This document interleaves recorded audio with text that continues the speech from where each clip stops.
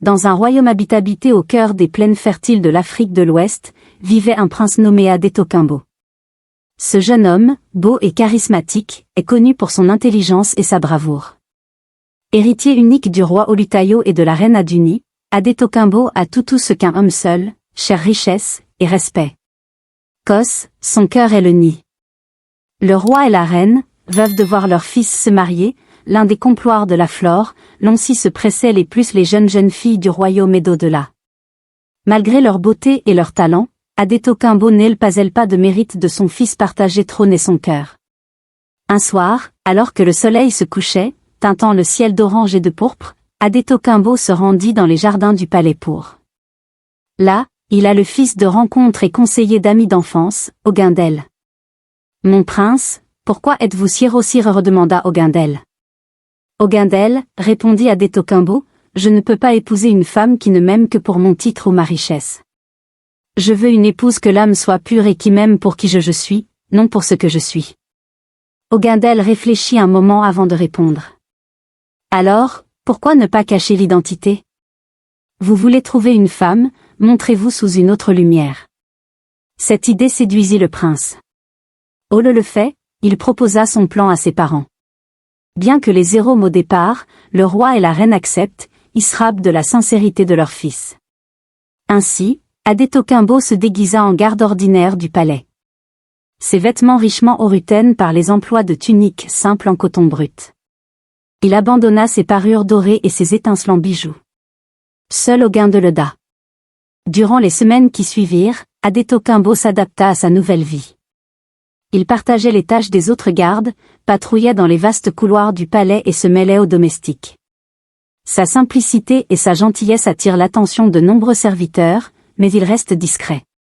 Un jour, qu'il surveillait le marché organisé dans la cour principale du palais, Adetokunbo remarqua une jeune femme qui partentait avec les marchands. Elle s'appelait Mornique. Fille d'un tisserand, elle but moi pour la fête de la beauté naturelle et son cœur généreux. Les parvis des autres jeunes femmes, elle ne cherchait pas à impressionner les visiteurs des riches du palais. Mornique aide souvent les villageois les plus pauvres, leur des vêtements et des provisions qu'elle confectionnait elle-même. Adetokunbo, intrigué par sa douceur, décide l'observateur de plus près.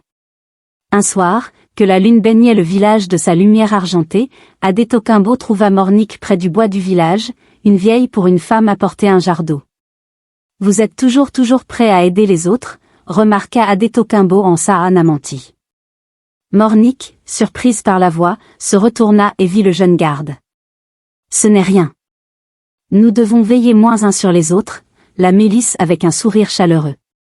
Ils commencèrent à parler, partageant des histoires sur leur vie respective. Adetokunbo prétendit être un orphelin engagé comme garde pour désurpêtre à ses besoins. Mornique, parfait par sa modestie et son humilité, se sentit à l'aise en sa compagnie. Au fil des mois, leur amitié se transforma en amour. Monsieur Adetokunbo vit pays qu'il s'est produit à l'auvent de Mornique est un vain. Il décida de la mise à l'épreuve. Un jour, il annonça qu'il quittera son poste de garde, voiture il a été accusé à tort de vol. Que vais-je devenir, demanda-t-il d'un ton désespéré.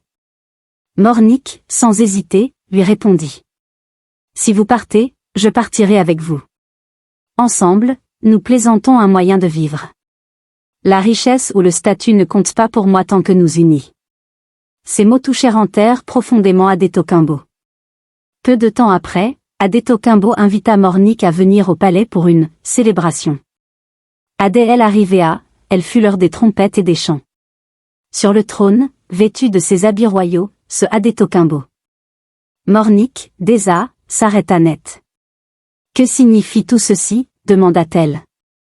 Mornique, je suis Adetokunbo, prince de ce royaume. J'ai caché mon identité pour un amoureux de femme qui m'aimerait pour ce que je suis, et non pour mon titre. Tu as prouvé que ton amour est sincère. Mornique, d'abord troublé, comprit que son cœur ne lui a pas menti. Le roi et la reine accueillirent Mornique avec chaleur, impressionnés par sa bonté et sa simplicité. Leur mariage célébré avec faste, et tout le royaume se réjouit. Mornique devint une reine aimée, et son humilité inspira de peu grandes femmes. Quant à Adetokunbo, il trouva enfin la paix, certes qu'à une épouse qu'il aimait pour l'homme qu'il est. Ainsi, leur histoire devint une légende, transmise en générations, que l'amour véritable ne fourfonnait, ni rend, mais repose sur la sincérité du cœur.